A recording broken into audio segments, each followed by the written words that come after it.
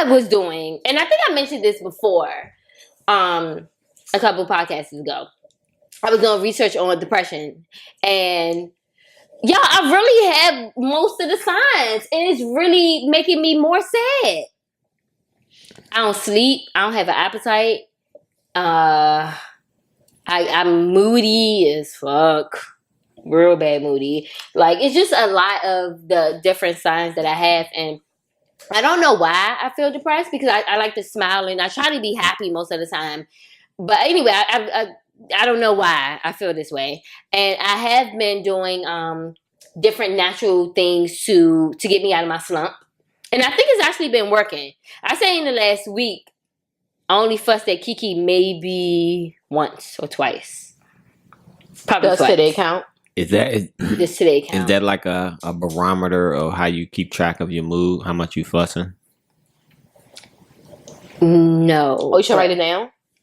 Maybe I should. But I know I do a lot of fussing. I know I snap very fast. Like, if she's saying a joke and I don't think it's a joke, I snap, and the whole time it might be a joke.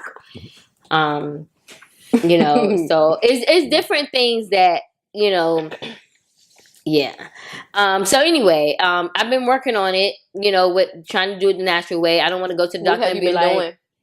I Google, there's a couple of different teas. I like hot tea. So, it's a couple of different teas I take every day.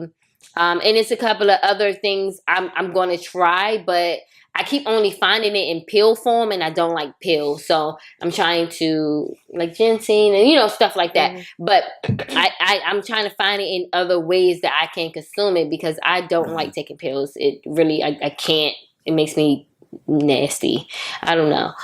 So I'm going to try other things, and I'll definitely, like, you know, every time I get something to try, I'll definitely spread the word on and stuff. So, but yeah, you know, I really, like I said, I have no idea why I feel this way. I don't know if it's like hereditary or anything like that, but I don't want to go to the doctor and be like, hey, I feel depressed, and then they give me all types of medicines and shit. Because that's what they're going to do. And I'm not going to take it. I feel like I've been doing fine. Maybe you need a vacation. Last year I took shitloads of vacation. It didn't work? No. Like, it wasn't like relieving? Like, it would work while I was on vacation, but then when I come home, it's just like I'm back in the slump. Maybe you need to move. Maybe I do need to move. Yeah, I don't know. Yeah, I think you should talk to somebody, even if you're not planning to take any medicine, but just to get an actual professional opinion of what may be some of the causes. Because just because you go to therapy doesn't mean you have to be medicated. You like. I actually haven't been back, but I'm going to go back to the one at UDC. Yeah, because it's free. It's free for me to go. So and you were saying how that made you feel better. Yeah, it did. So, try to go more often. Yeah, I wouldn't try to prescribe you myself. I don't know. I'll try to go, but I don't know, because I don't want to go on days I'm not on campus, and days I am on campus, I'm already on campus for like 7 hours, because all my classes are back to back. So I have to figure out, like, or maybe I have to really commit myself to going back up there. Trying to make excuses. Different days. It could be excuses. It could be that I'm trying to make excuses. Because I don't know what to say. Hey, I have depression signs, and they're gonna be like, "Well, what do you feel depressed for?" And I'm gonna be like, "I have no idea." It's a lot of stuff I'm depressed about, but I can't narrow it down to like what. Is that how therapy work? They just ask you why are you depressed, or do they? It's like if I give a statement, it's like well, how it is every time I go. It's like I go in and they're like, well, how is everything, or you know, how is whatever, and then I answer, and then they answer me with the question, and then I answer, and then there's another question, and it's just like, I mean, but I guess they know how to go deeper into the questions as if it was like Ronnie asking me. We should maybe get somebody who's trained in the field to come and talk, because I think this is something that a lot of people have questions about, because I don't really feel comfortable giving my opinion on what to do, because, I don't have not a professional. Yeah, I don't have any training on it. So yeah, I mean, I think you still have an opinion, but you don't want to give the wrong. Yeah, everybody is different, Everybody, but it depends on what kind of advice you're going to give. If you're going to be like, "Well, weed helped me," that might not help me. That's not good advice to give. But if you're like, "Well, go see a therapist," But that's what I'm saying. It's so like Ronnie was saying. It's so many different things that a person could like suggest that might have worked for somebody they know or something like that. But like, I'm not qualified to say what might work for you. You know what I mean? Yeah. Like I wouldn't even feel comfortable. I would like go talk to a professional because I don't know. Yeah. I don't know. I feel like if I feel like if I go, and this is probably why I'm beating around the bush to go to therapy, because I feel like when I walk in there, I'm probably just gonna bust out crying and just like.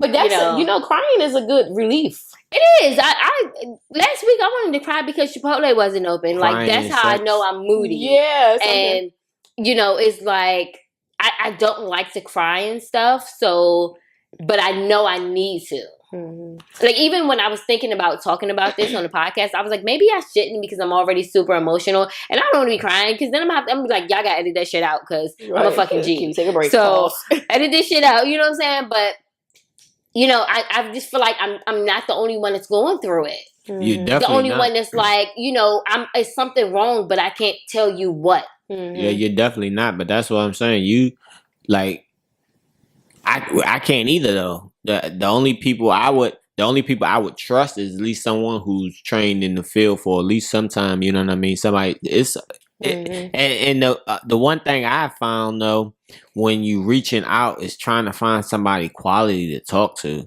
Because believe it or not, man, that therapy field is crazy. Mm-hmm. It's all kinds of people, and like, what will your insurance pay for? Yeah, and dealing with all of that different type of stuff, it can be very tough. I know it has been some strides to make it easier. With all the mental health awareness that has been and advocacy that's been going on lately, but I don't know, man. Like I just don't even feel right even speaking on that subject. You know what I mean? Because I know how serious it is, and I'm like, I'm not the one. Yeah. Maybe you should see if your therapist can come.